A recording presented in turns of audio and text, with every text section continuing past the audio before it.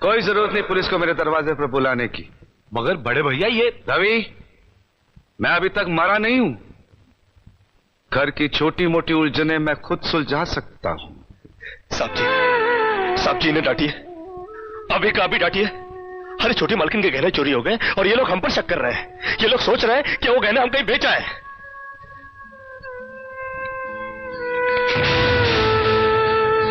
बाकी के रुपए कहां हैं कृष्णा?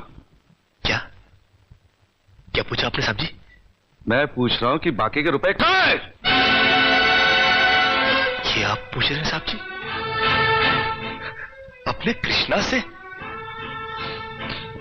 देखो कृष्णा, गलती हर इंसान से होती है। तुम मुझे सही सही बता दो कि गहने तुमने कहां बेचे, मैं तुम्हें कुछ नहीं कहूंगा। अब कहने के लिए बाकी ही क्या है साहब जी? एक छोटा सा सवाल पूछ के आपने बहुत कुछ कह दिया है साहब जी। कृष्णा, बात को आगे मत बढ़ाओ। बात आगे बढ़ चुकी है साहब जी, बात आगे बढ़ चुकी है।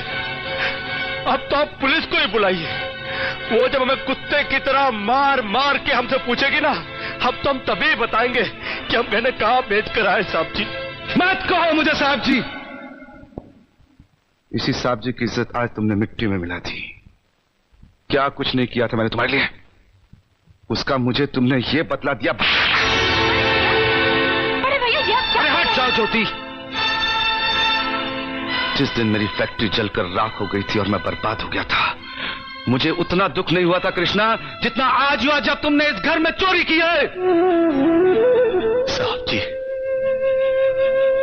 बचपन में जब हमारे माँ बाप मर गए थे ना और हम अनाथ हो गए थे ना, तब भी हमें इतना दुख नहीं हुआ था जितना दुख हमें आज हुआ है जब आपने हमें चोर कहा साहब जी।